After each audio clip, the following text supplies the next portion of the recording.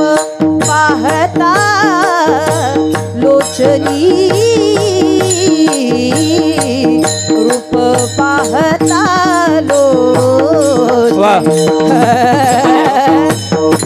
रूप पाहता लोचनी रूप पाहता लोचनी झाले वो साजनी सुख झाले वो साजनी सुख झाले वो साजनी सुख झाले वो साजनी वा वा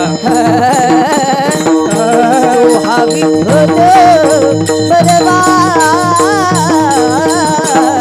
तो हा माधव बरवा तो हा माधव बरवा तो हा विठ्ठल बरवा सुख झाले ओ साजनी सुख झाले ओ साजनी तो हा विठ्ठल बरवा तो हा माधव बरवा तो हा विठ्ठल बरवा तो हा माधव बरवा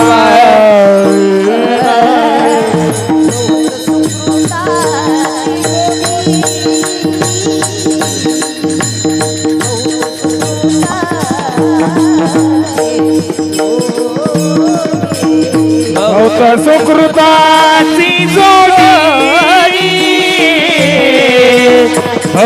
सुकृताची जोडी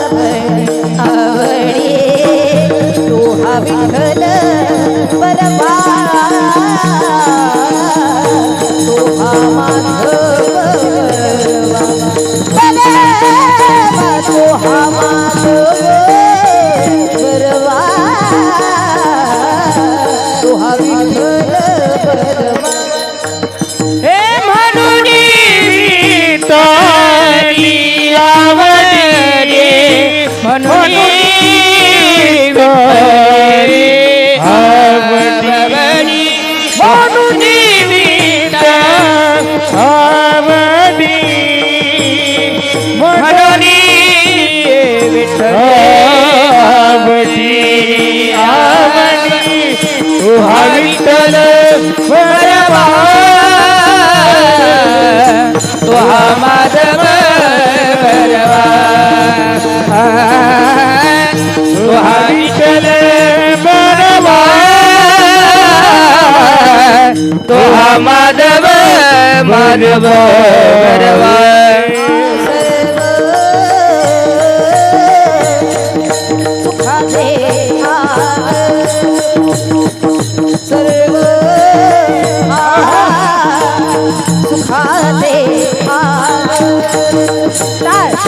सर्व सुखाचे आले सर्व सुखाचे आले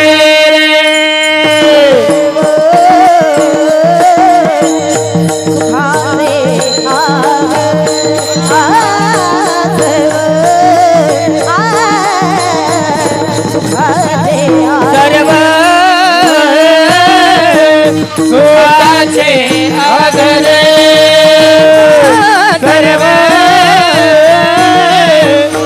सुखाचे आगले भूमा देवी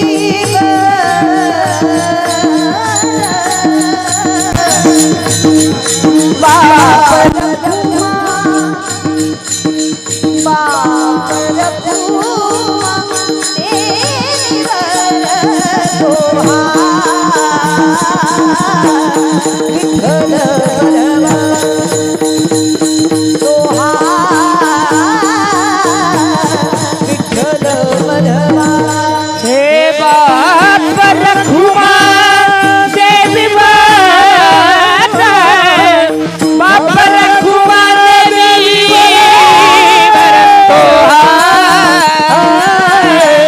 विठ्ठल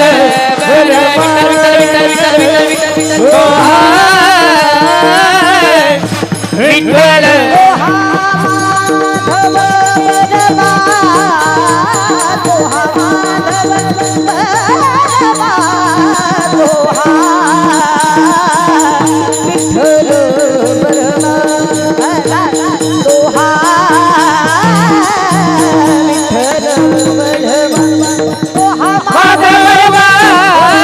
हे तो हा माधव बरवा, विठ्ठल बरवा, हो हा विठ्ठल बरवा. हे जय राम कृष्ण हरी, जय राम कृष्ण हरी. जय राम कृष्ण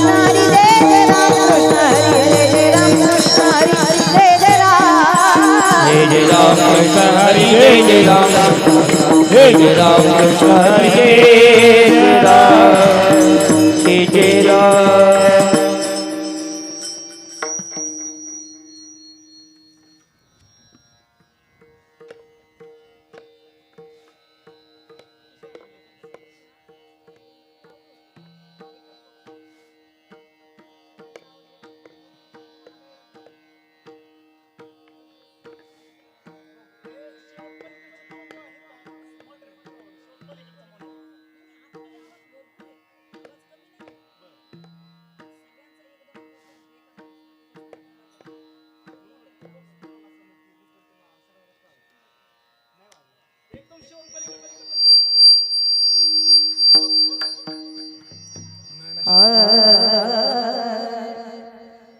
रे ना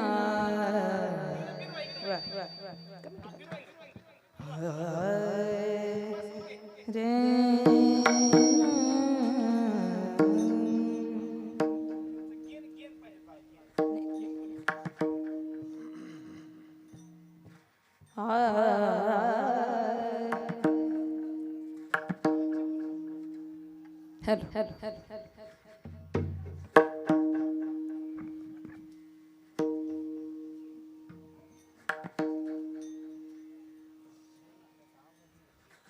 सोडीला संसार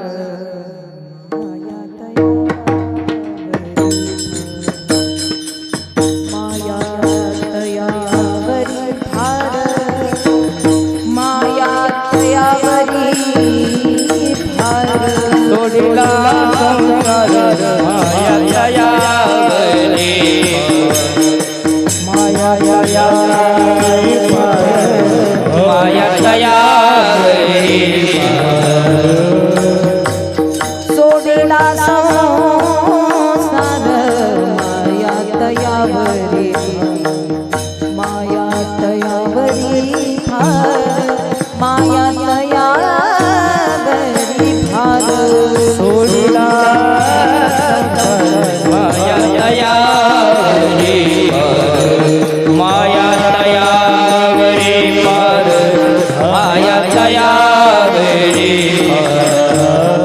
भावे चाले मागे मागे सुख दुःख साहे अंगे, सुख दुःख साहे अंगे. चाले मागे मागे सुख दुःख साहे अंगे, सुख दुःख साहे अंगे, सुख दुःख साहे अंगे. याने घ्यावे नाम तेचे करणे त्याचे काम, तेचे करणे त्याचे काम. याने घ्यावे तेचे करणे त्याचे काम, तेचे करणे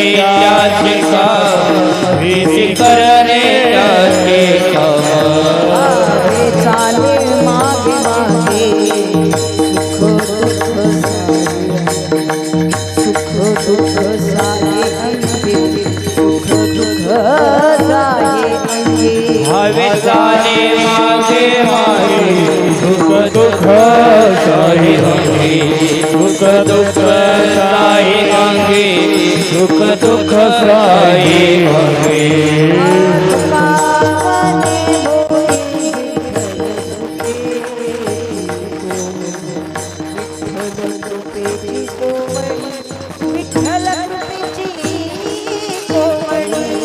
कामने बोल विठ्ठल कृपेची गोवरी विठ्ठल कृपेची गोवरी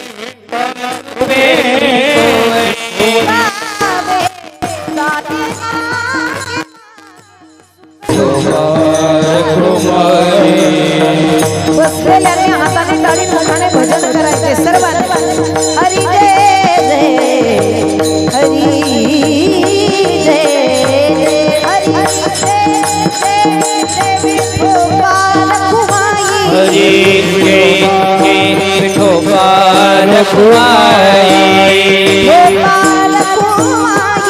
विठोबाल कुमाई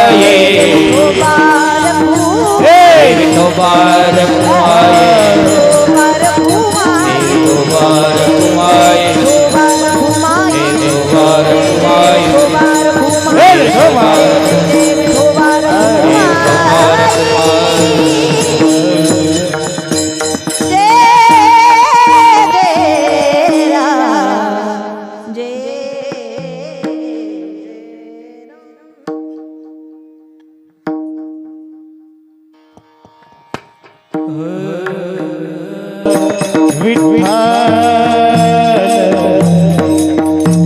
विठ्ठल विठ्ठल विठ्ठल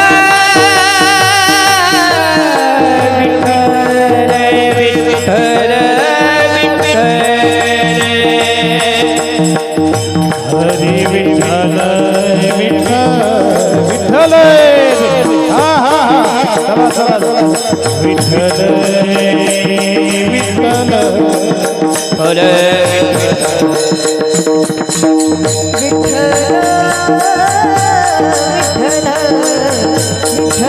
टाळी वाजवायची सर्वांनी विठ्ठल विठ्ठल विठ्ठल विठ्ठल विठ्ठल बोला मंगलवर दे हरी विठ्ठल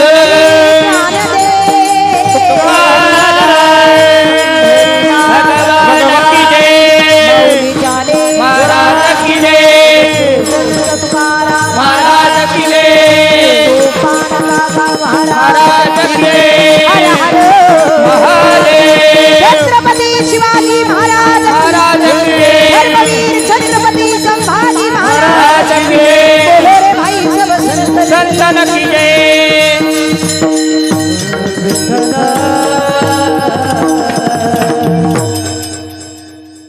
गौ माता की जय hello hello hello hello hello hello hello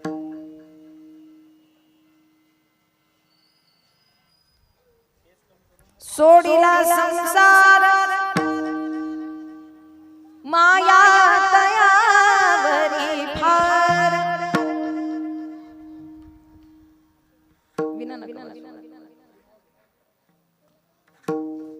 धावे चाले मागे मागे सुख दुःख साहे अंगे याने घ्यावी नाम तीसी करणे त्याचे काम धावे चाले मागे मागे सुख दुःख साहे अंगे तुका म्हणे भोडी तुका म्हणे भोडी विठ्ठल कृपेची कोवळी धावे चाले मागे मागे सुख दुःख साहे अंगी विठ्ठल विठ्ठल हला विठ्ठल विठ्ठल विठ्ठल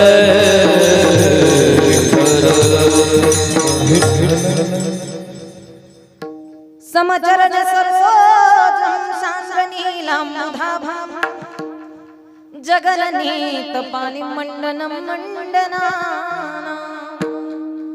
तरुण तुलसी माला तरुण तुलसी माला कंधरं कंजनेत्रं सदैव धवलहासं विठ्ठलं चिन्तयामि पांडुरंग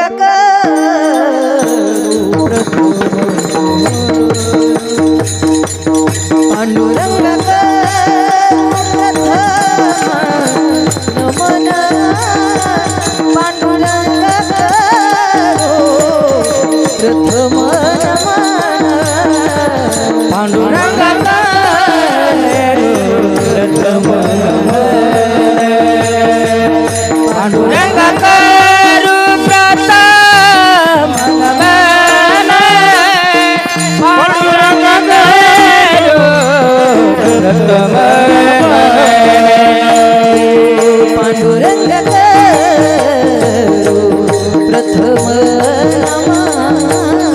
पांडुरंग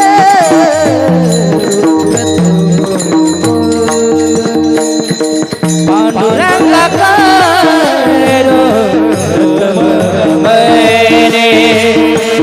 पांडुरंग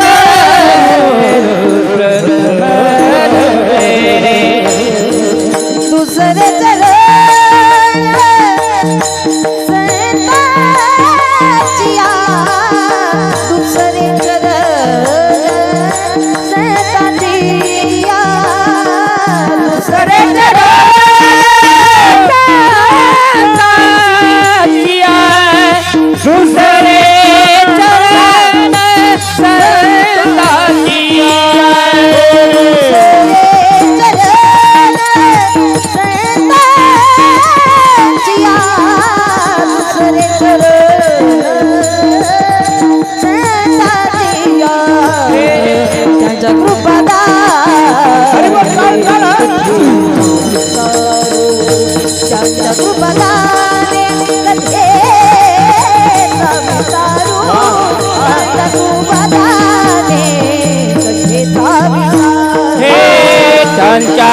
चक्रपदाने कथेचा विस्तार चक्रपदाने कथेचा विस्तार चक्रपदाने कथेचा विस्तार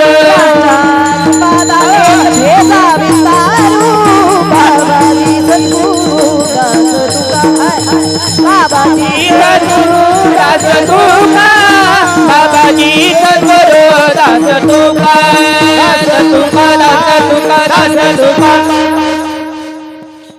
कलावज्ञ जीवधरार्थावतारं कलंकं कृतेजोधिकं पत्रं फलानि शिवादापनोदाह दक्षं समाधिस्थमूर्तिं भजे ज्ञानदीपं नमो ज्ञानेश्वरा नमो ज्ञानेश्वरा नमो ज्ञानेश्वरा नमो ज्ञानेश्वरा नमो ज्ञानेश्वरा नमो ज्ञानेश्वरा नमो ज्ञानेश्वरा नमो ज्ञानेश्वरा निवृत्ती उदारा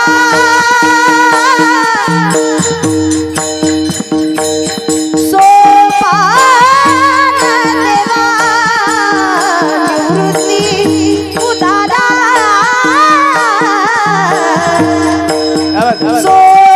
सोपान देवा मुक्ताबाई नामो त्रिभुवन पावनी मुक्ताबाई नामो त्रिभुवन पावनी हे निवृत्ती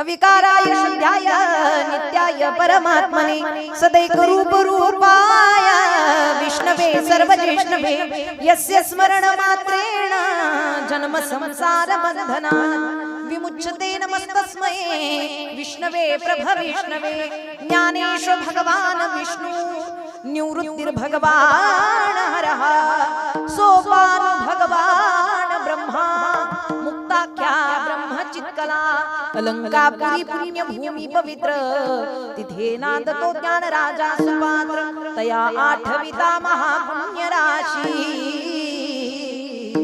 नमस्कार माझा श्री सद्गुरु संत ज्ञानेश्वरासी नमो सद्गुरु तुकया ज्ञान दीपा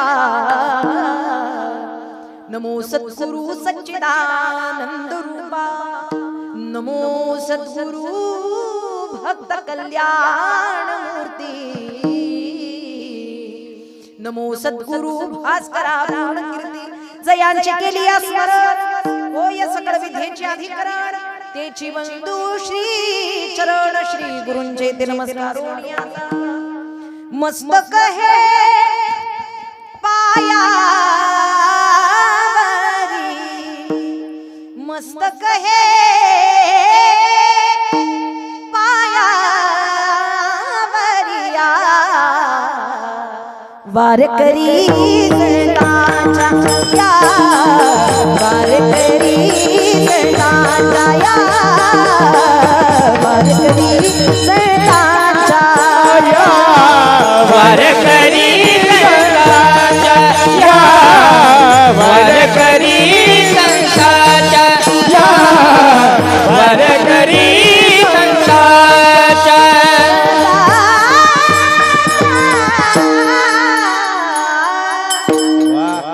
श्री संतांची माता चरणावरी साष्टांग हे कृतंडवत मनोजप मारुत तुल्य वेगम जितेंद्रियं बुद्धिमता वरिष्ठं वातात्मजं वानरयुतं मुख्यं श्रीराम दूतं शरणं प्रपद्ये विठ्ठल विठ्ठल विठ्ठल विठ्ठल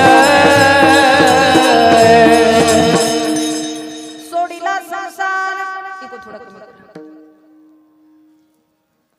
माया तयावरी भार धावे चाले मागे मागे सुख दुःख साहे अंगे प्रस्तुत ठीक आहे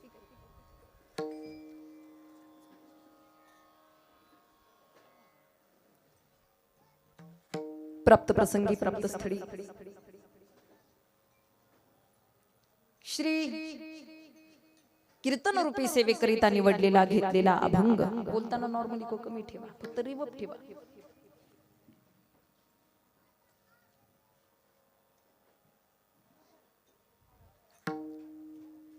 महान भगवत भक्त संत हृदय सम्राट तुम्हा आम्हा साधकांचे मायबाप अज्ञानी जड जीवाचा उद्धार करण्याचं सगळ्यात सोपं साधन आपल्यापर्यंत पोहोचवणारे महान संत जगद्वंदनीय जगद्गुरु श्री संत श्रेष्ठ तुकोबाराय श्री संत तुकाराम महाराज यांचा 4 चरणांचा अभंग प्रस्तुत कीर्तन रूपी सेवेकरिता निवडलेला विठ्ठल विठ्ठल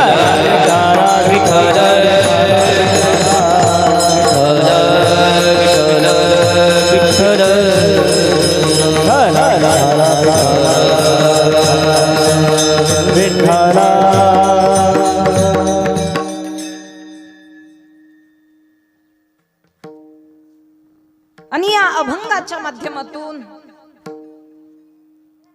जगद्गुरु श्री संत तुकोबाराय भगवंताच्या अंतःकरणामध्ये असलेलं भक्त वात्सल्य प्रेम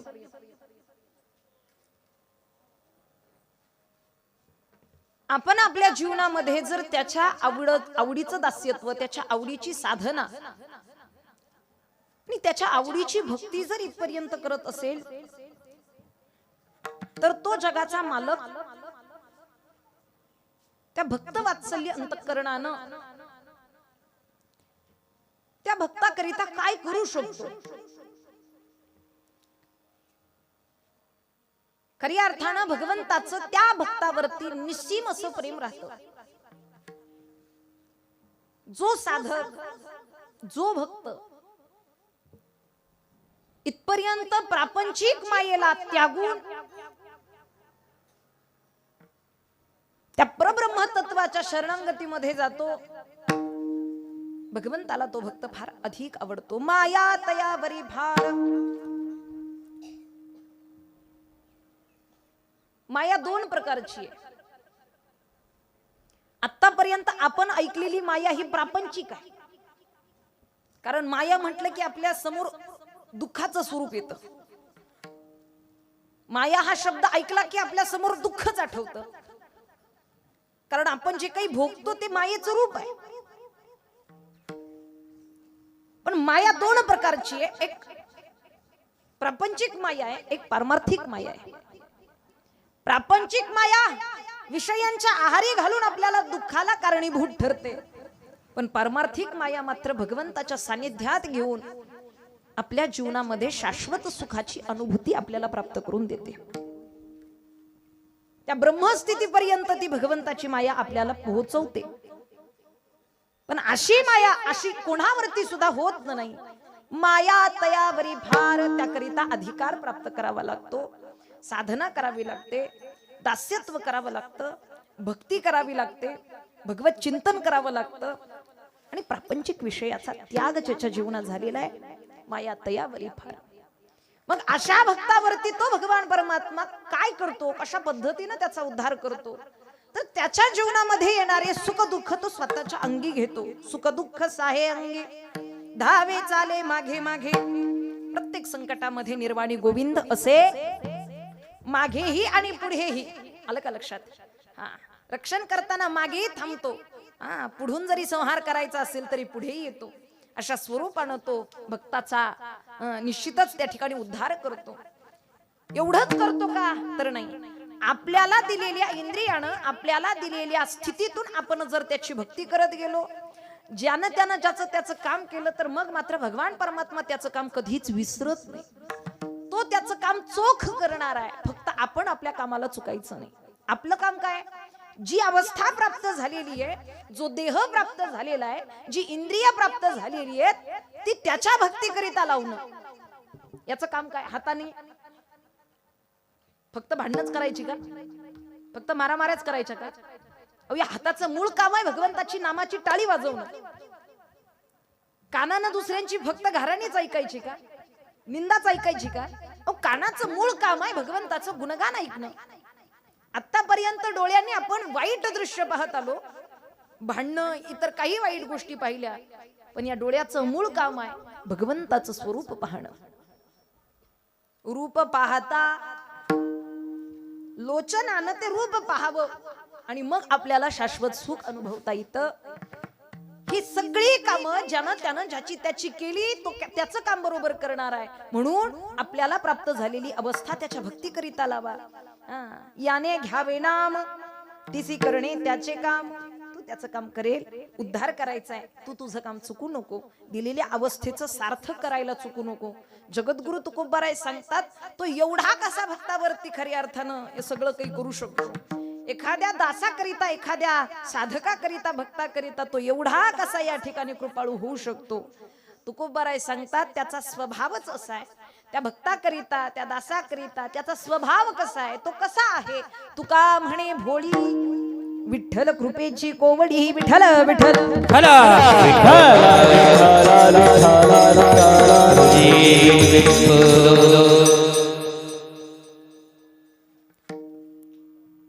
उपस्थित सर्व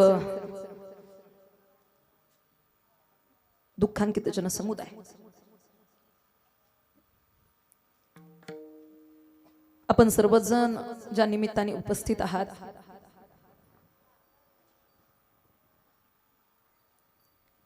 कैलासवासी अखंड सौभाग्यवती झेंडे कुटुंबाची सुखदात्री आई संगीता पांडुरंग झेंडे, या पवित्र पुण्य आईच्या, या मातेच्या प्रथम पुण्यस्मरण म्हणजेच वर्षश्राद्ध या विधीनिमित्त या ठिकाणी आपण दुःखित अशा अंतकरणाने उपस्थित आहात. आज संपूर्ण झेंडे कुटुंब फार मोठं दुःख आहे त्यांच्या पतींवरती. श्री पांडुरंग झेंडे असतील,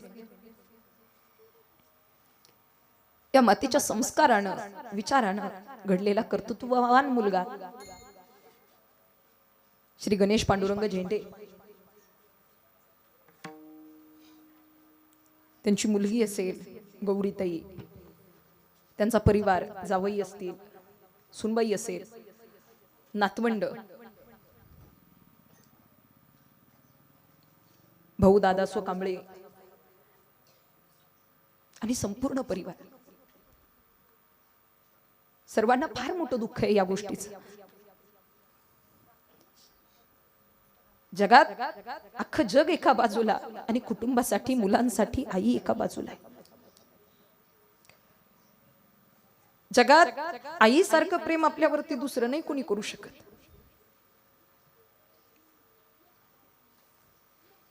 कारण आई ही आईच आहे. मुलांच्या जीवनामध्ये अख्खं जग एका बाजूला आहे आणि आई एका बाजूला आहे असं मी का म्हणते? कारण जगात ताकद नाही जेवढी आईच्या कष्टात आहे. जग करू शकत नाही जे आई करू शकते. अवघडातला अवघड कडा हिरकणी मातेनं उतरावा आपल्या बाळाच्या ओढीनं. आईच्या मातृत्वाची ताकद आहे. जगात ताकद नाही जेवढी आईच्या कष्टात आहे. जगात मातृत्व नाही जेवढं आईच्या हृदयात आहे. जगात वात्सल्य नाही जेवढं आईच्या उदरात आहे. आणि जगात प्रेम नाही जेवढं आईच्या अंतःकरणात आहे.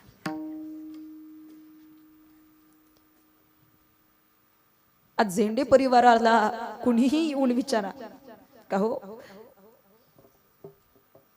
कशी होती ही आई. आल्यानंतर गोरख महाराजांनी सांगितलं, म्हटले थोडी आईबद्दल माहिती द्या. कीर्तनामध्ये बोलता येईल अशा स्वरूपानं थोडी आईबद्दल, आईच्या स्वभावाची माहिती द्या. डोळे भरून आले मुलांचे, मुलीचे, कुटुंबाचे. आज कुटुंब आईसाठी रडतं, यात नवल काहीच नाही. मुलगा रडतो, मुलगी रडते, यात नवल काहीच नाही. पण आईचं कर्तृत्व कर्म एवढं चांगलं होतं की आज गाव सुद्धा आईसाठी रडतं. हे आईचं कर्तृत्व आहे. संत कबीर महाराजांचा एक दोहा आहे, थोडी शांतता ठेवा. संत कबीर महाराजांचा एक दोहा आहे, जब तुम पैदा हुए तब तुम रोए, सारा जग हसे. इकडे लक्ष द्या. जब तुम पैदा हुए तब तुम रोए, सारा जग हसे.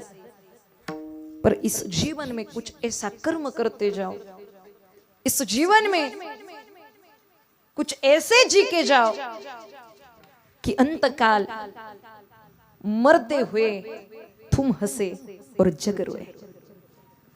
जन्माला आलो तेव्हा एकटे रडत होतो ना, जग आपल्या येण्याचा आनंद साजरा करत होतं.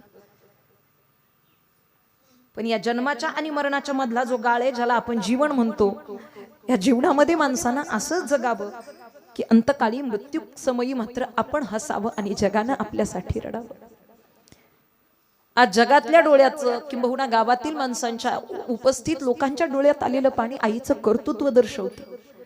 वेगळं सांगायची गरज पडत नाही. माणूस श्रीमंत होता की गरीब होता, चांगला होता की वाईट होता, कसा होता, हे कोणी सांगण्याची तोंडातोंडी गरज नाही. माणसाच्या डोळ्यातलं पाणी माणसाचा स्वभाव सांगून जातं. कारण जग असंच कुणासाठी रडत नाही. डोळ्यात पाणी उगाच कोणासाठी येतं का सांगा? ज्या अर्थी आज आपण रडतो त्या अर्थी त्या आईचं, त्या आईनं जीवन जगत असताना, त्या माऊलीनं जीवन जगत असताना आपल्यासाठी काहीतरी सत्कर्म केलं. आणि म्हणून खऱ्या अर्थानं आहारात ज्याच्या सत्व आहे, वागण्यात ज्याच्या तत्व आहे, बोलण्यात ज्याच्या ममत्व आहे, त्यालाच खरं जीवनात महत्व आहे. समाज त्याच व्यक्तीला महत्व देतो. आज खऱ्या अर्थानं फार अल्प वयामध्ये आईला आपल्यातून जावं लागलं. ईश्वरी सत्तेपुढे विलाज नाही. पण मी म्हणेल जरी कमी आयुष्य या मातेला मिळालं तरी कमी आयुष्यामध्ये, कमी कालावधीमध्ये देखील तिनं तिच्या जन्माचं सार्थक केलं. अहो, आयुष्य सार्थकी लावायचं म्हणून 100च वर्ष जगावं लागतं असं नाही हो. काही माणसं म्हणतात ताई आम्हाला कर्म पूर्णत्वाला न्यायचं, मग आम्हाला आयुष्य कमी पडेल. अहो, 100 वर्ष तरी आयुष्य मिळालं पाहिजे जेणे की आमच्या जन्माचं सार्थक होईल. कोण म्हटलं?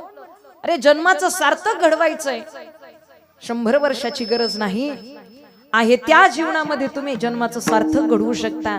फक्त माणसाला ते कर्म नीतीनं करता आलं पाहिजे. तुमचं कर्म जर नीतीनं त्या ठिकाणी चाललं असेल, जर कर्म नीती त्या ठिकाणी नीतीमध्ये जगत असाल, धर्मानं जगत असाल, जर सत्याच्या योगानं जगत असाल, तर तुम्हाला वेगळं 100 वर्ष आयुष्य जगण्याची गरज नाही आहे. त्या जीवनात तुम्ही जन्माचं सार्थक करून घेता. निश्चितच या मातेचं जीवन जरी कमी होतं तरी देखील तिनं तिच्या जन्माचं कर्मरूपानं सार्थक केलं. आणि म्हणून म्हणावं लागेल, झाला शेवट हा गोड, झाला शेवट हा गोड. आज शेवट गोड झाला असं म्हणावं लागेल. का? याच्यासाठी केला होता अट्टहास. शेवटचा दिस गोड व्हावा. इथपर्यंत आपण जी अवस्था पाहतो, मृत्यूनंतर माणसाच्या 3 अवस्था आहेत. विको थोडा बोलताना कमी करा. मृत्यूनंतर माणसाला किती अवस्था आहेत? 3 अवस्था आहेत. 3 अवस्था. एक उच्च अवस्था आहे, एक मध्यम अवस्था आहे, एक कनिष्ठ अवस्था आहे. गरुड पुराणामध्ये याचं वर्णन आहे. माणसाला 3 अवस्था प्राप्त होतात मृत्यूनंतर. सांगते मी, 3 अवस्था प्राप्त होतात. त्या 3ही अवस्था आपल्याच गुणाच्या केलेल्या कर्माच्या आधारे मिळतात. आपल्याला कोणती अवस्था प्राप्त करायची ही आपल्या कर्मावरती अवलंबून आहे. लक्ष देऊ नये का? आज आईला उच्च गती प्राप्त झाली असं म्हणायला हरकत नाही. ती तिच्या कर्मावरती आहे.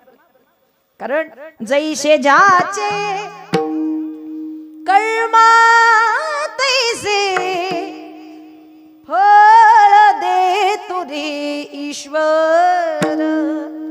तुमचे गुण पाहिले जातात, तुमचं कर्म पाहिलं जातं आणि त्याच्यावरती तुमची अवस्था ठरवली जाते.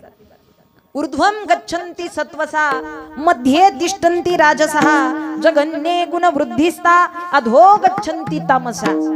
आपल्याला वाटत असेल जर अधिकारी पद प्राप्त करावं तर त्याच्याकरिता आपल्याला ती पात्रता प्राप्त करावी लागेल. कशी? कर्मातून. चांगल्या सात्विक गुणाचं आचरण ज्याच्या जीवनात आहे त्याला चांगली अवस्था आहे. रजगुणाचं आचरण ज्याच्या जीवनात आहे त्याला मध्यम अवस्था आहे. मध्यम तिष्ठन्ति राजसा. आणि अधोगतीला कोण जातं? अधोगच्छन्ति तामसः.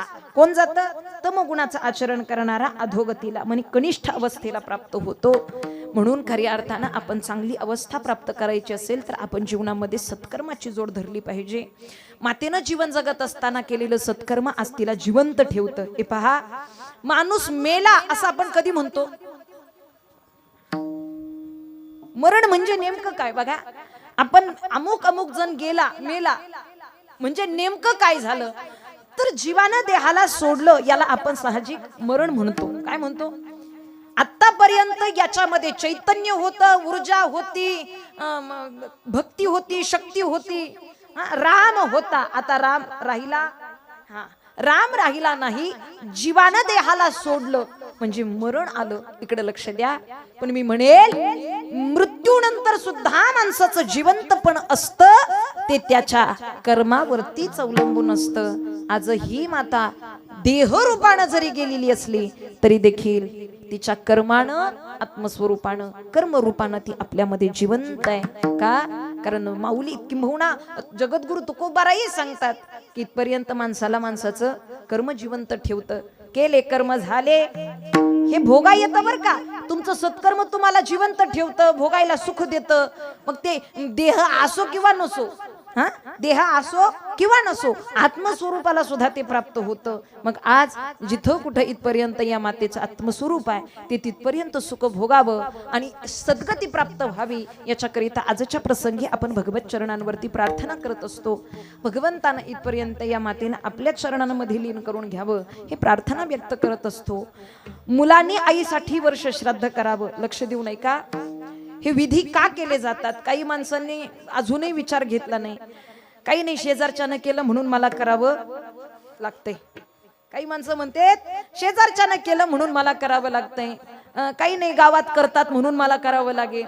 काही नाही अमुक कोणीतरी मला सांगितलं वर्ष श्राद्ध करा म्हणून मी करतोय. असा भाग नाही. आपण ज्या कुळात जन्माला आलो त्या कुळाच्या उद्धाराची जबाबदारी आपल्यावरती आहे. इकडे लक्ष द्या. ज्या कुळात आपण जन्माला आलो आपण जगाची वर्ष श्राद्ध नाही करू शकत. आपण गावाची विधी नाही करू शकत. आपण कोणाचे करू शकतो?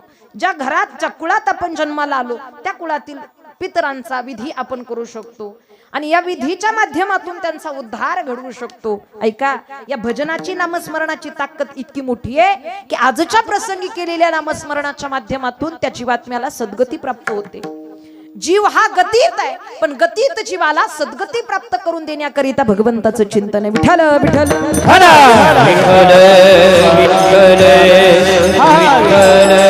विठ्ठल.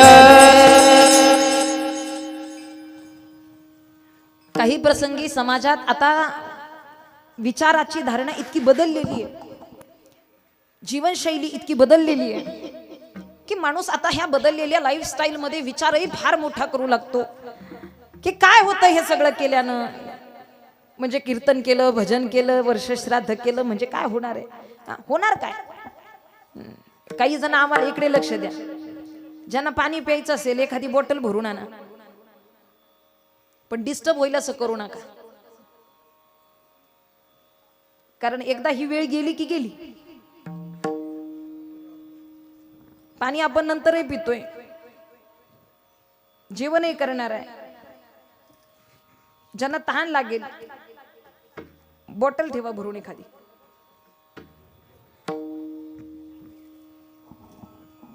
जर आपण आपल्या पितरांचा विधी करू शकलो नाही आणि जाणून बुजून जर त्याची टाळाटाळ केली तर गीता सांगते संकरो नरका एवै कुलघ्नानम कुलस्य च पतंती पितरो हेषा लुप्त पिंडोदकक्रियः. काय होतं? कुळाला भ्रष्ट केल्याचं पाप लागतं जर आपण हे विधी टाळत असेल तर.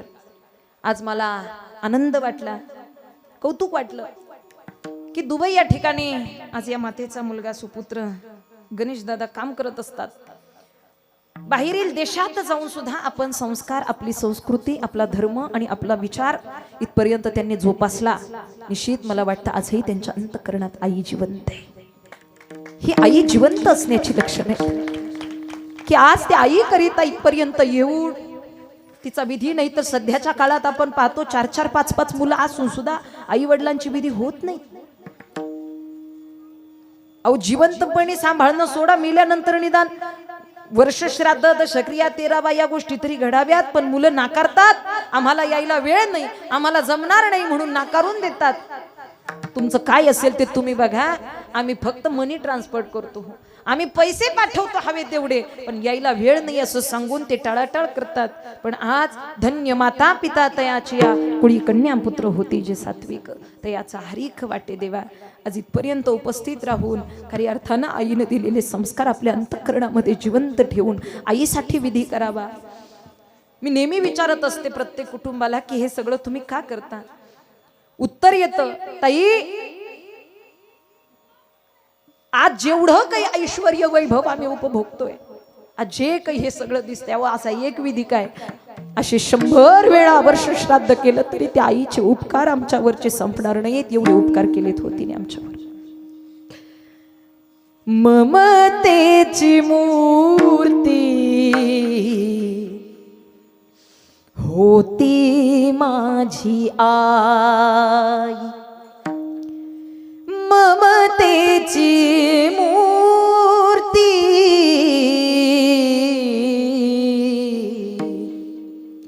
होती माझी आई. कस पाहिलं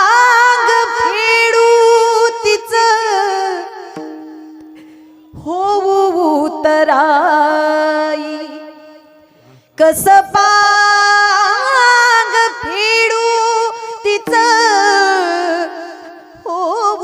उतराई ममतेची मूर्ती होती माझी आई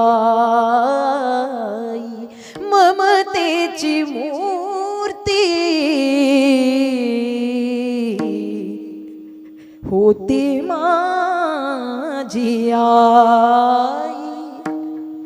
ऐसी गडबडाची जाती ऐसी गडबडाची ऐसी कळवळाची जाती हो ऐसी कळवळाची जाती कैला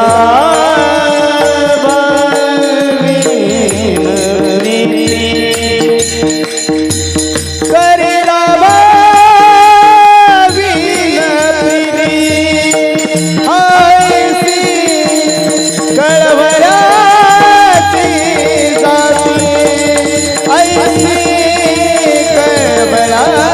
जाती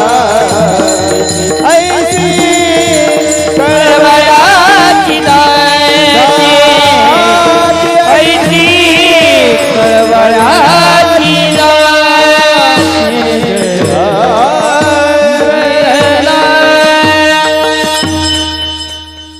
आज खऱ्या अर्थानं आईचा देह नाही पण आईचं संस्कार निश्चित जिवंत आहेत. अधिक जण बोलता माऊली सांगतात ना तरी उदो असतो अपैसे अखंडित होत जात जैसे हे जन्म मरण तैसे अनिवार्य जगी उगवणारा सूर्य मावळतो उमलला फूल कोमेचत तसा जन्म झालेला मरतो मरावंच लागतं इथपर्यंत मृत्यूला नाकारता येत नाही. हे पहा बाकीच्या सगळ्या गोष्टीला आपण नाकारू शकतो. ऐका माणसानं फार चांगली ताकद निर्माण केलेली आहे माणसानं फार चांगलं ऐश्वर्य निर्माण केलेलं आहे. आज जगामध्ये अशक्य असं माणसाला काही राहिलं का सांगा. अशक्य असं माझा आवाज येतोय सगळ्यांना मला प्रतिसाद द्या तुम्ही. आज जीवनात माणसाला अशक्य असं काही आहे का. अशक्य असं काहीच राहिलं नाही. जे जे हवं ते माणसानं प्राप्त करावं जे जे पाहिजे जसं जसं हवंय तसं तसं माणसानं ते आपल्या जवळ आणलं. सगळी साधनं सोयी आपल्या जवळ घेतल्या. आज सगळं जग माणसाच्या जवळ आलं. पण एक गोष्ट ध्यानात ठेवा माणूस सगळ्यात परिवर्तन करून घेऊ शकतो. माणूस सगळ्यामध्ये या ठिकाणी बदल घडवू शकतो. पण असं एक क्षेत्र आहे की जिथं माणूस बदल घडवू शकत नाही ते म्हणजे मृत्यू. मग तेथे न चले काही सत्ता संपदा राहील ठाईचे ठाई इथपर्यंत आपलं काही चालत नाही. मृत्यूच्या क्षेत्रामध्ये आपलं काहीही चालत नाही. तुम्ही किती धनवान असलात तुम्ही ज्ञानी असलात तुम्ही ऐश्वर्य संपन्न असलात तुम्ही सौंदर्यवान असलात मरणाला तुमच्या दिसण्याचं मरणाला तुमच्या पैशाचं आणि मरणाला तुमच्या पदाचं काही सुद्धा घेणं देणं नाही आहे का. मरण जर माणसाचं पद धन श्रीमंती सौंदर्य पाहून आला असता तर आज समाजात अशी अनेक माणसं पद अधिकारी गेलीत हो अनेक गेलीत. उपजले मेले ऐशे किती असे आले किती गेले किती. सांगण्याचं तात्पर्य एक आहे की मृत्यू तुमचं धन ऐश्वर्य पाहत नाही इथपर्यंत जावंच लागतं. आणि म्हणून या न्यायानं या मातेला जावं लागलं कमी वयामध्ये. परंतु निश्चितच कुटुंबावरती जे दुःख आहे ते दुःख सावरण्याची शक्ती आजही परमेश्वरानं त्यांना द्यावी अशी ईश्वराने प्रार्थना करते. विठ्ठल विठ्ठल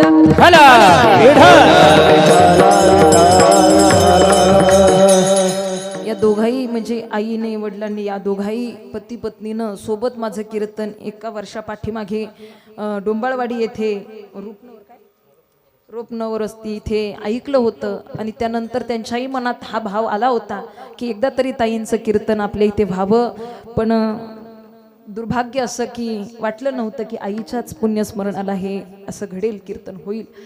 इथपर्यंत येण्याचा योग निश्चितच पुन्हा एकदा उपस्थितांच्या चरणी नतमस्तक होते. जगद्गुरु तुकोबाराय आजच्या अभंगाच्या माध्यमातून भगवंताच्या अंतःकरणामध्ये असलेलं भक्तवात्सल्य सुद्धा प्रतिपादन करतायत. आणि आपण आपल्या जीवनामध्ये खऱ्या अर्थानं त्याच्या मायेला प्राप्त करून घेण्यासाठी काय साधना केली पाहिजे याचंही ज्ञान करून देत आहे. कारण साधनेशिवाय आपलं जीवन व्यर्थ आहे. साधनेशिवाय आपलं जीवन व्यर्थ आहे. कारण आपण साधक आहोत. आपण कोण आहोत? साधक आहोत. ऐका, आपण कोण आहोत? साधक आहोत. काही माणसं म्हणतात ताई आम्हाला परमार्थ कळत नाही, बाकीची भक्ती कळत नाही, बाकीचं काही पुराण ग्रंथ आम्हाला समजत नाही, मग आम्ही साधक कसे झालो? अहो, आपण त्याचा अंश झालो म्हणजे आपण साधकच झालो. ऐका, आपला मूळ स्वभावच दास्यत्वाचा आहे. देखे मनुष्य जात सकळ स्वभावता भजनशील. भजन येत असो किंवा नसो, आपण भजनशीलच आहोत, आपण दासच आहोत, आपण साधकच आहोत. फक्त आपल्याला आपल्या मूळ स्वरूपाची जाणीव राहिली नाही. काय राहिली नाही? जाणीव राहिली नाही. आपण फक्त दुसऱ्याची जाणीव ठेवतो, स्वतःच्या अस्तित्वाची माणसाला आता जाणीव राहिली नाही. माणूस जन्माला आल्यापासून जगाचं मूल्यमापन करतो, पण स्वतःच्या गुणदोषांचं, स्वतःच्या विचारांचं परीक्षण आता करत नाही. बरं का, स्वतःचं परीक्षण करत नाही. दुसऱ्याचं परीक्षण करायचं म्हटलं तर माणूस मात्र संधी सोडत नाही. याचं असं, तिचं तसं, त्यानं असं केलं, त्यानं तसं केलं. आपण दिवसातला 12 तासातला मी म्हणेल 10 तास जगाबद्दलच बोलत राहतो. कधी स्वतःच्या उद्धाराची तळमळ अंतःकरणामध्ये धरून आपुली आपण करा सोडवणं हा विचार कधी अंतःकरणामध्ये घ्यावा. कधीतरी माणसानं स्वतःच्या गुणदोषांचं परीक्षण करावं. बास झालं. कीर्तनात बसले तरी गप नाही, हिनं असं केलं,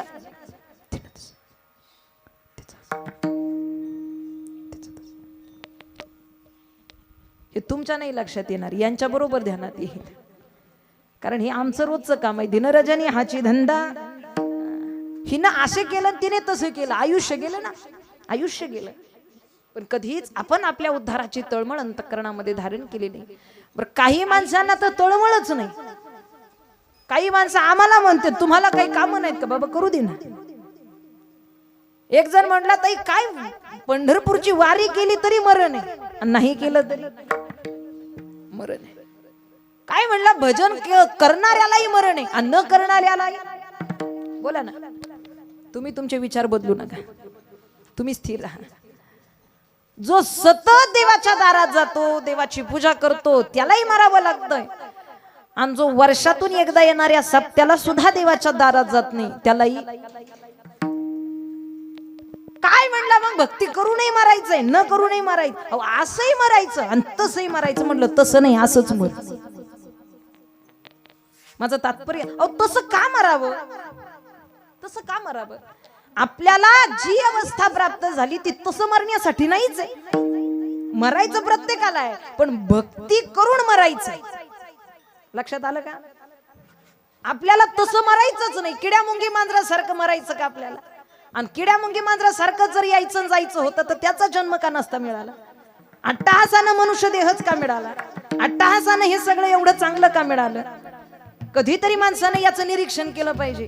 दिले इंद्रिय हात पाय कान, डोळे मुख बोलाया वचन, जेने तू जोडसी नारायण. नासे जीवपण भवरोग, दिले इंद्रिय हात पाय कान. दिले इंद्रिय हात पाय कान. जे आपल्याला प्राप्त झाले, जे आपल्याला एवढ्या चांगल्या बुद्धीनं, एवढ्या चांगल्या ज्ञानानं, एवढ्या चांगल्या अवयवानं आपल्याला इथं वावरता येतं, इतर जीवाला ते घडतं का? याची देही घडे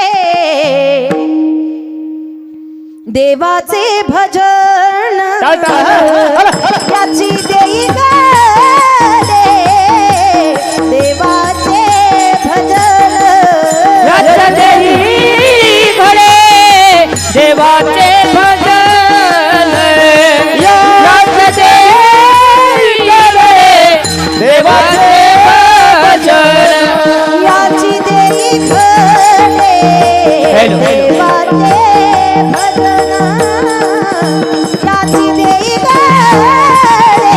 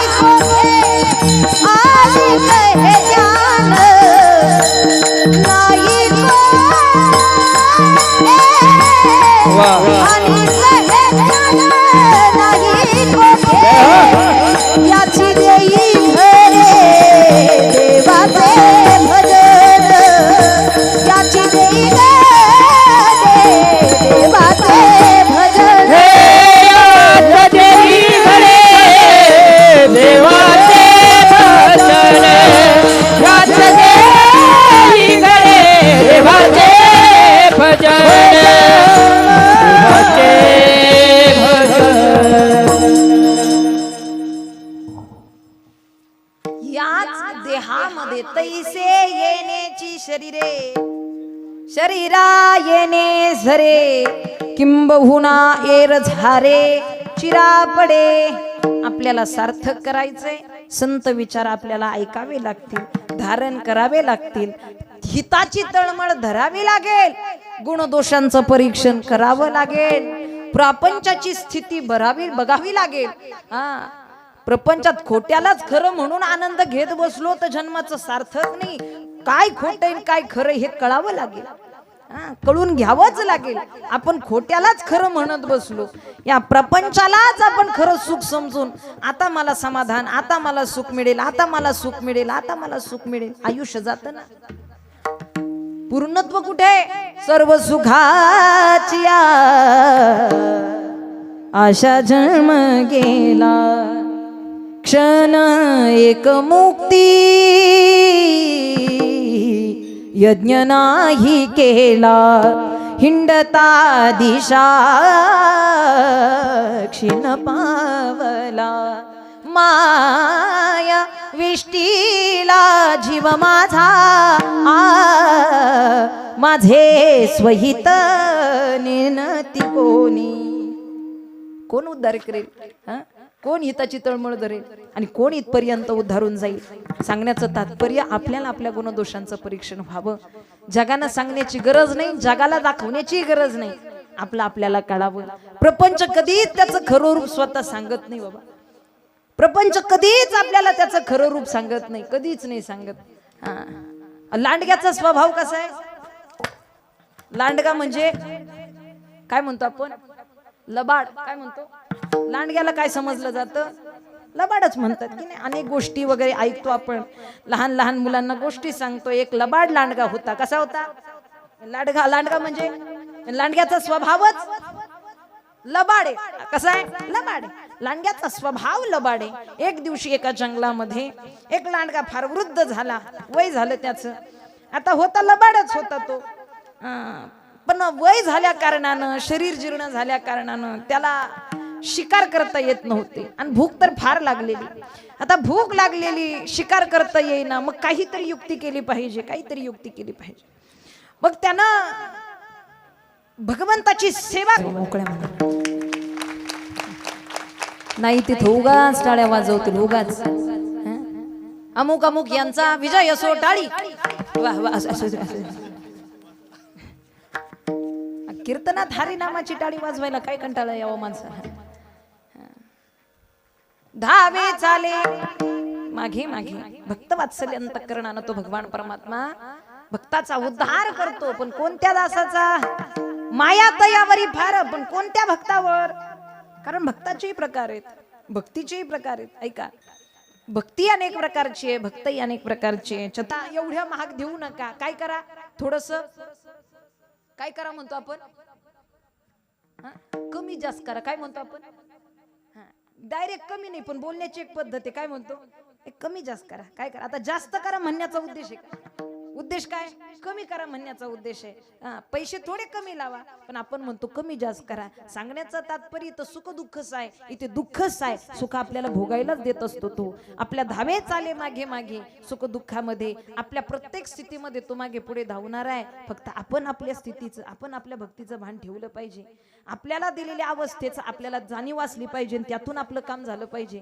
आपण जर आपलं काम, आपण आपला परमार्थन भक्ती जर खऱ्या अर्थानं प्रामाणिकपणे करत असेल तर तो त्याचं कर्म चुकणार नाही, तो त्याचं काम चुकणार नाही. अभंगाच्या 3ऱ्या चरणात याने घ्यावे नाम तिची करणे त्याचे काम, करणे त्याचे काम, तिची करणे त्याचे काम. याने घ्यावे नाम तिसी करण्याचे काम, तिसी करण्याचे काम, तिसी करण्याचे काम. याने घ्या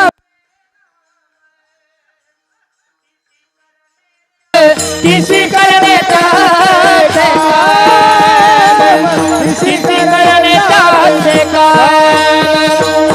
करणे काम, करणे काम. घ्यावे नाम. आपल्याला जे मिळालं ते त्याच्या चिंतनाकरिता मिळालेले. त्यामुळे आपण काळ सारावा चिंतने. आपण आपलं काम चोख करत चला. मुखानं भगवंताचं नामस्मरण. कारण नामस्मरण हेच इथपर्यंत उद्धारण्याचं साधन आहे. प्रत्येक युगात वेगवेगळी साधन आहे. कृतये ध्यायतो विष्णू त्रेताल्याम यजतो मुखे द्वापार्याम परिचार्यानाम कलौ तदहरी कीर्तनात. कलियुगामध्ये तुम्ही नामस्मरणानं उद्धारू शकता. पण माणसाचा स्वभाव आहे, सोपं सांगितलेलं पटत नाही. नामस्मरण करा, तुम्ही सगळं काही प्राप्त करू शकता. काय नोहे केले एका चिंतिता विठ्ठले, सर्व साधनांचे सारण भवसिंधू उतरी पार. हे जगाचं नाव घेत बसतं, पण देवाचं नाव घ्यायला म्हटलं तर नाही म्हणत. जगाचं नाव घेण्यात अभिमान वाटतो माणसाला, आणि देवाचं नाव घेण्यामध्ये काय खंत वाटावी. अहो, जगाचे 1000 वेळा नाव घ्या, परिणाम शून्य. भगवंताचं एक नाव धारण करा, जीवाचा उद्धार झाल्याशिवाय राहणार नाही हो. ताकद आहे भगवंताच्या नामाची. नाम तुझे रे, नाम तुझे रे, नाम तुझे रे नारायणा.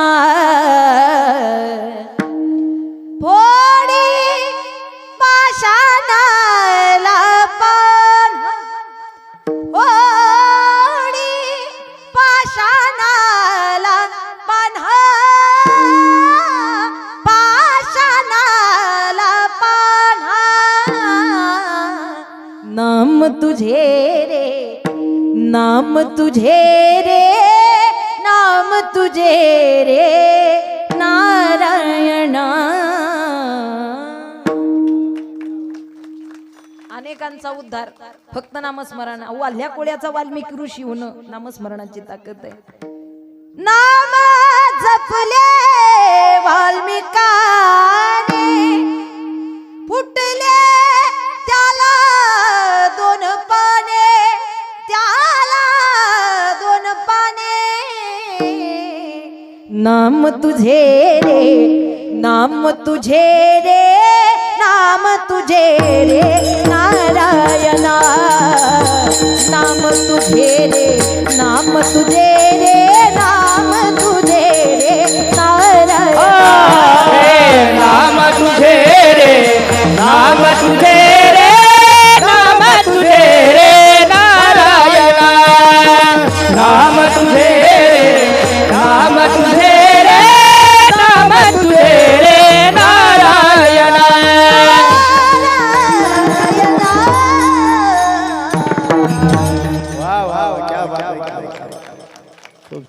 हे नामस्मरणाची ताकद आपल्याला ध्यानात यावी, आणि हे भजन न चुकता आपल्या जीवनामध्ये घडावं. अधिक जण बोलता आपल्यालाही आपल्या जीवनात भक्ती करायची, भजन करायचं, पण कसं करायचं? हाताने टाळी आणि मुखानं भजन करायचं. विठोबा रखुमा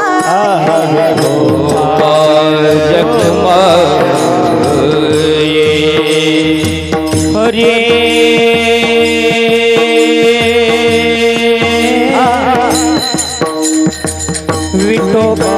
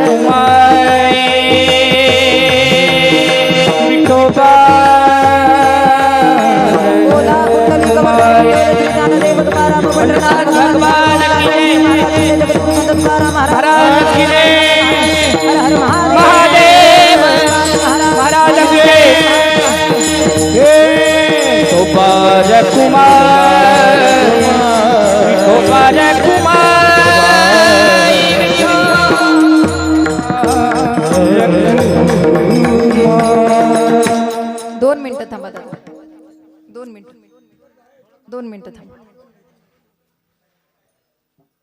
सोडीला संसार माया तयावरी फार धावे चाले मागे मागे सुख दुःख सायंगे. या ठिकाणी आपण सर्वजण कैलासवासी आई संगीता पांडुरंग झेंडे या मातेच्या प्रथम पुण्यस्मरणाच्या निमित्ताने उपस्थित असताना थोडी शांतता ठेवाल का आजी? झाला आता अगदी 5 मिनिटांमध्ये कीर्तन सेवा संपेल.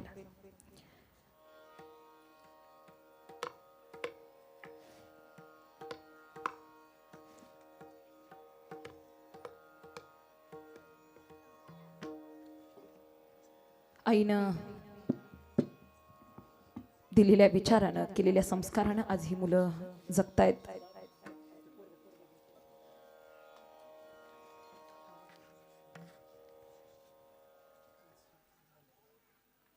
आजही मुलीच्या कुटुंबाच्या अंतःकरणामध्ये आई जिवंत आहे. आज आम्ही महाराष्ट्राच्या बाहेर आम्ही सेवा करतो. अनेक वर्ष श्राद्ध दशक्रिया 13वा अशा विधींना जाण्याचा योग येतो. पण काही प्रसंगी खरी अर्थानं इतक्या विचित्र घटना पाहायला मिळतात. प्रत्येकाला तिचं महत्व समजेलच असं नाही. आज काही माणसं पंढरपूरची वारी करतील, चारीधाम करतील, एकादशी धरतील, सगळं करतात, पण आई वडिलांना तुम्ही जेवलात का असं एका शब्दानं सुद्धा बोलत नाही. काय उपयोग आहे आपल्या परमार्थाचा जर आपल्याकडून आपल्या आई वडिलांची सेवा घडत नसेल? आज जगामध्ये श्रीमंत त्याला समजलं जातं ज्याची कपडे, गाडी, घर सगळं व्यवस्थित आहे. मला माहित नाही आज झेंडे परिवाराची प्रॉपर्टी किती आहे, झेंडे कुटुंबाची संपत्ती किती आहे, पण तरी देखील खरी अर्थाने मी इथे श्रीमंती सांगून जाईल. झेंडे परिवारासारखं श्रीमंत कुटुंब नाही. का? कारण मी पाहिलेली श्रीमंती ही पद पैशाची नाही, तर मी पाहिलेली श्रीमंती आईच्या सेवेची आहे. ज्या घरामध्ये जुनी जाणती माणसं हसऱ्या चेहऱ्यानं भाकरीचा घास खातात आणि ज्या घरामध्ये मुली बाळी हसऱ्या चेहऱ्यानं नांदतात, समजून जाते. आणि जी सासू होती ती कीर्तनाला गेली. सासरा घरी होता. सुनने भाजी भाकरी बनवली. नवीन सुनबाई होती. भाजी भाकरी बनवली, सासऱ्याला जेवण दिलं. त्या वडिलांनी जेवण केलं, झोपी गेले. कीर्तन संपल्यानंतर त्या ठिकाणी ती सासू घरी आली. घरी आल्यानंतर तिनं जेवणाचं ताट स्वतःसाठी घेतलं आणि पहिलाच घास भाजी भाकरीचा तिनं घेतला. पहिला घास खाल्ला. तिच्या ध्यानात आलं भाजीत मीठ नाही. भाकरी खाल्ली नाही, पण भात खावा म्हणून ती भात खायला गेली तर भातही कच्चा, भाजी आळणी, भाकरी करपलेली कच्ची. उठली तशी नवऱ्याच्या खोलीत गेली. नवऱ्याला जाग केलं आणि विचारलं, का हो जेवलात का तुम्ही? हो जेवलो. तर खरं खरं सांगा तुम्ही जेवण केलं का? अगं जेवलो. तर भाजी कशी झाली होती? सुंदर. भाकरी कशी होती? छान. भात चांगला. आता मात्र तिला राग आला आणि रागात पुढे झाली, का हो मी लग्न करून जेव्हा तुमच्या घरात नवीन सून म्हणून आले तेव्हा तुम्ही आणि तुमच्या आईनं माझी एक गोष्टही खपून नाही घेतली. माझ्या स्वयंपाकावरून, माझ्या कामावरून मला नाही ते बोलत आला. मग आता सूनबाईला तुम्ही का नाही सांगू शकलात? भाजी आळणी होती ते. तुम्ही सुनबाईला का नाही सांगू शकलात? भाकरी करपली होती ते. तुम्ही सुनबाईला का नाही सांगू शकलात? भात कच्चा होता तो. आता झोपलेला बाप उभा राहिला. पत्नीचा हात हातात घेतला आणि पत्नीला सांगितले, बघ माहितीये मला भात कच्चा झाला, माहितीये मला भाजी आळणी झाली, अगं माहितीये मला भाकरी करपली होती. मग का नाही बोलून दाखवलं तिला तुम्ही? का तसं सहन केलं खाल्लं? म्हटलं, हे बघ आज तू जिवंत आहेस म्हणून माझं पोट भरलं नाही तर तू आल्यानंतर मी तुला एक भाकरी टाकून माझ्या आवडीची भाजी बनवायला सांगू शकतो. आणि तू सुद्धा कसल्याच गोष्टीचा कंटाळा न करता माझ्यासाठी करू शकते. पत्नी सांगते मी, अगं तू माझ्या आवडीची मला भाजी बनवून देशील, भाकरी टाकून देशील, रात्रीच्या किती का वाजे ना माझ्यासाठी स्वयंपाकाला उभी राहशील, आज तू आहेस म्हणून. देव न करो पण माझ्या आधी जर तुझं जाणं झालं तर तुझ्या माघारी मला जे दिलंय ते खावं लागेल. मग आता काहीतरी शब्द बोलून नंतरची भाकरी मिळेल की नाही माहित नाही, आता आहे ती भाकरी मला आनंदानं खावी लागेल. तू आहेस म्हणून मी तुला सांगू शकतो, पण तुझ्या माघारी मी शब्द नाही बोलू शकत. बोलू शकता? नाही बोलू शकत. आज खऱ्या अर्थानं पत्नी जीवनामध्ये समर्पणाचं जीवन जगते. तिचा विचार करताना कधी आपण या बारीक गोष्टीचा विचार नाही केला. अरे भांग तिचा कुंकू तुमच्या नावाचं, कपाळ तिचं कुंकू तुमच्या नावाचं, अरे मंगळसूत्र गळा तिचा मंगळसूत्र तुमच्या नावाचं, हात तिचा बांगडी तुमच्या नावाची, पाय तिचे पैंजण तुमच्या नावाचं, बोट तिची जोडवी तुमच्या नावाची. एवढं सगळं तिच्याकडे आहे तुमच्या नावाचं. प्रामाणिकपणे उत्तर द्या, तुमच्याकडे काय आहे तिच्या नावाचं?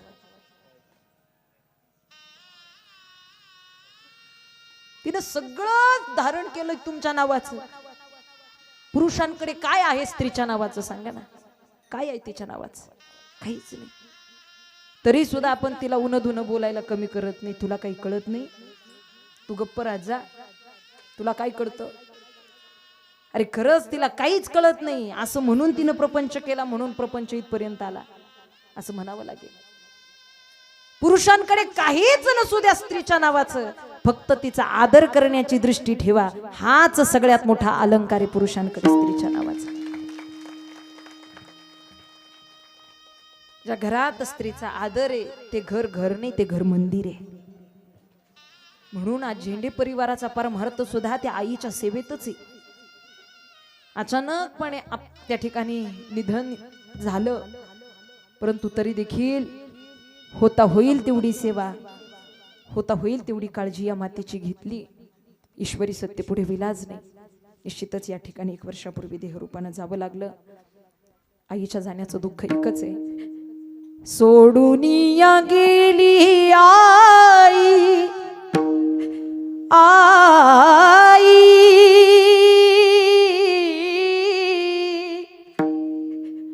आई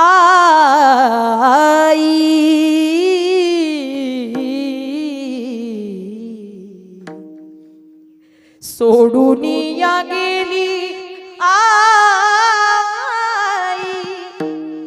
आम्हाले कराना. आई आई आई आता म्हणू मी कुणाला. आई आई आई आता म्हणू मी कुणाला. आई तू आमच्यासाठी कष्ट केले फार, सोडून या गेली आई सारा परिवार. सोडून या गेली आई सारा परिवार. सोडून या गेली आई आम्हा लेकरांना. आई आई आई आता म्हणू मी कुणाला. आई आई आई आता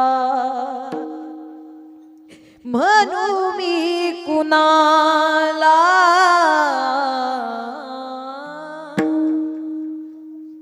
या ठिकाणी आईच्या जाण्याचं जे दुःख आहे ते दुःख सावरण्याची शक्ती परमेश्वर मौली ज्ञानेश्वर महाराजांनी या ठिकाणी द्यावीत. आज त्यांचे पती पांडुरंग सोपान झेंडे, मुलगा गणेश पांडुरंग झेंडे, त्यांच्या सोनबाई असतील, दुबई सारख्या ठिकाणी चांगल्या परीनं आपला प्रपंच वाढवत आहेत.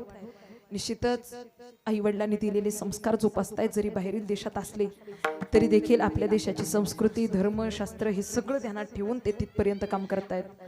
त्यांची मुलगी गौरी लक्ष्मण खरात, जावई असतील लक्ष्मण खरात, त्याचबरोबर या मातेचे भाऊ दादा सोबाळू कांबळे, संपूर्ण त्यांचं कुटुंब परिवार, तसेच नातवंड, संपूर्ण परिवार, जे काही दुःख झालेले ते दुःख सावरण्याची शक्ती भगवंतांना देवो अशी ईश्वरचरणी प्रार्थना करून या ठिकाणी जगद्गुरु तुकोबारायांनी आपल्याला या भक्तीच्या माध्यमातून आपला उद्धार करून घेण्याचं मार्गदर्शन केलेलंच आहे. आपण ते ध्यानात ठेवावं. आज कीर्तनरूपी सेवेच्या माध्यमातून, आज कीर्तनरूपी सेवेला ज्यांनी गायनाची उत्कृष्ट अशी साथ दिलीत आदरणीय हरिभक्तीपरायण माऊली महाराज, खरं तर माऊली महाराजांचं खूप मनापासून धन्यवाद. एकदा जोरदार टाळी वाजवा.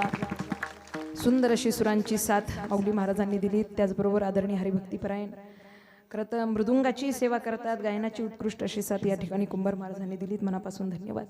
त्याचबरोबर आदरणीय हरिभक्तीपरायण सुतार महाराज, सुतार महाराज आणि काटकर महाराज, सुतार महाराजांचंही मनापासून धन्यवाद. सुंदर अशी सुरांची साथ प्राप्त केलीत, काटकर महाराजांचंही धन्यवाद. सर्व या ठिकाणी टाळकरी, श्री तुकोबाराय वारकरी शिक्षण संस्था हनुमंतवाडी या ठिकाणी आदरणीय कुंभार महाराजांच्याच संस्थेतील हे सर्व विद्यार्थी आहेत आणि सुंदर अशी टाळांची सुंदर साथ केलीत. एकदा जोरदार टाळी वाजवा. त्याचबरोबर या ठिकाणी विनेकरी दादा साऊंड सिस्टीम, एकदा जोरदार टाळी वाजवा. लाळगे, बरोबर ना, लाळगे साऊंड सिस्टीम, मंडप डेकोरेटर, सुंदर अशी ऑपरेटिंग या ठिकाणी दिली. दादा तुमचंही मनापासून या ठिकाणी धन्यवाद. त्याचबरोबर मृदुंगाची उत्कृष्ट अशी सेवा आदरणीय हरिभक्तीपरायण महेश महाराज यांच्यासाठी एकदा जोरदार टाळी वाजवा. सुंदर अशी मृदुंगाची सेवा महेश महाराजांनी दिलीत. महाराज तुमचंही खूप मनापासून धन्यवाद. त्याचबरोबर या ठिकाणी या सर्व कार्यक्रमाचं चित्रीकरण ओम साई क्रिएशन यूट्यूब चॅनल आपल्याच गावातील या ठिकाणी सुपुत्र आहे आणि खूप तळमळ आहे अंतःकरणामध्ये, खूप कर्तृत्व आहे. वय लहान आहे परंतु खऱ्या अर्थानं परमार्थ प्रत्येकाच्या घराघरापर्यंत, प्रत्येकाच्या मनामनापर्यंत पोचवावा ही तळमळ आहे. आणि या यूट्यूब चॅनेलच्या माध्यमातून आज जगात चांगल्याही गोष्टी पाहतो आणि वाईटही गोष्टी पाहतो. मग वाईट काहीतरी देण्यापेक्षा चांगलं आपण देऊन खऱ्या अर्थानं जगाला चांगला मार्ग दाखवावा अशा स्वरूपाचा भाव दादाच्या अंतःकरणात आहे. आदरणीय रोहित दादा तुझही मनापासून या ठिकाणी धन्यवाद. सुंदर अशी सेवा आहे, अशीच सेवा सुरू राहो ही भगवंताच्या चरणी प्रार्थना आहे. आणि उपस्थित सर्व श्रोते मायबापांच्या चरणी नतमस्तक होते. माझ्या मायपित्यांच्या, गुरूंच्या, छत्रपती शिवरायांच्या, धर्मवीर संभाजीराजांच्या, जेजुरीच्या खंडेरायाच्या, सासवडच्या संत सोपान काकांच्या चरणी नतमस्तक होऊन सेवेला पूर्णविराम. ज्ञानेश्वर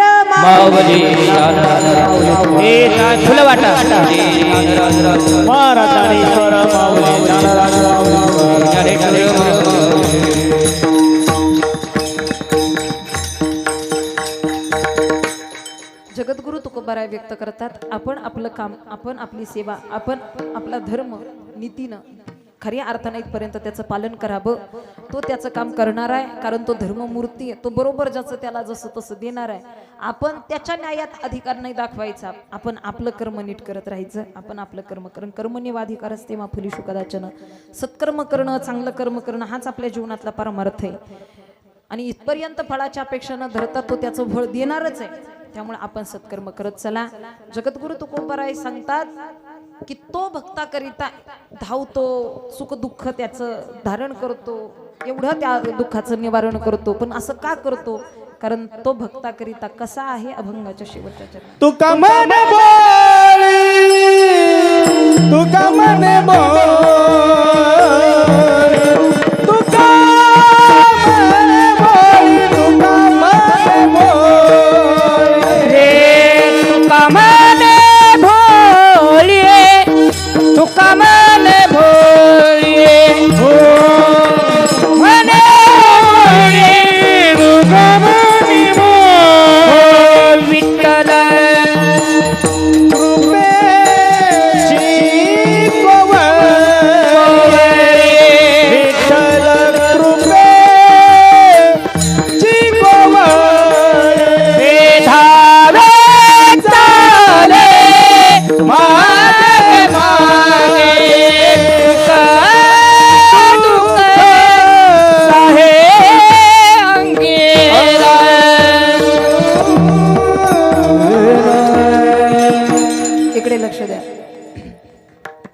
तुका मने भोळी विठ्ठल कृपेची कोवळी, तो तू माऊली हुनी मयाळ अशा स्वरूपाचा आहे.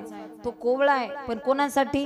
त्याच्या दासासाठी, त्याच्या भक्तासाठी, त्याच्या साधकासाठी.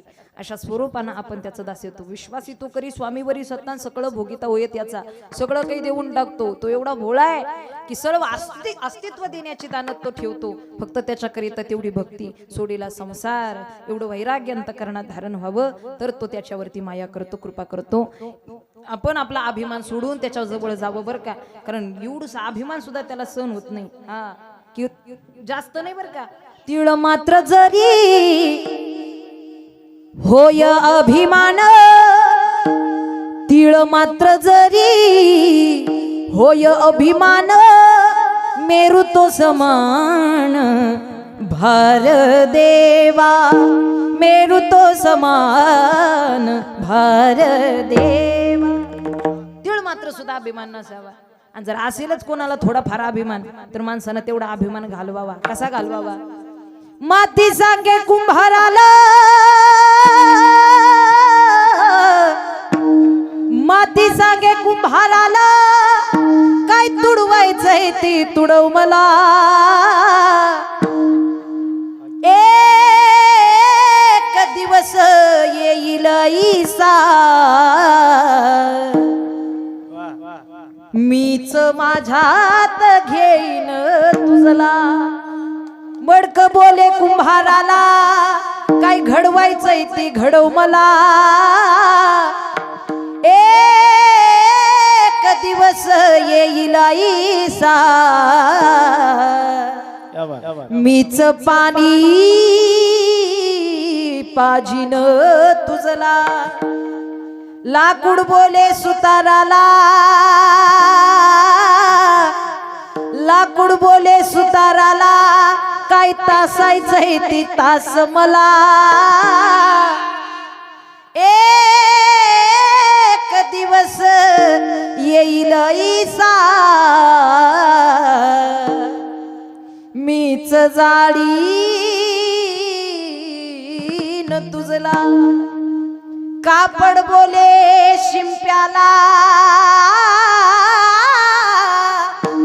कापड बोले शिंप्याला, काय कापायचंय ती काप मला. एक दिवस येईल ऐसा, मीच झाकून नेईन तुझला. माणसानं एवढूसा सुद्धा अभिमान धरायचा नाही, एवढूसा सुद्धा. का? कारण सगळ्या गोष्टी इथपर्यंत जाणार आहेत म्हणून आपल्याला प्राप्त झालेली अवस्था त्याला वहा. सगळ्यांच्या चरणांवरती नतमस्तक होते. सेवेला पूर्णविराम. विठ्ठल जय जय विठ्ठल. आ बोलिले जय करू वेडे वागुणे, हे नाही उच्चारिता ते कारण्या. कामने ज्ञानेश्वरा कपाया पैकरा.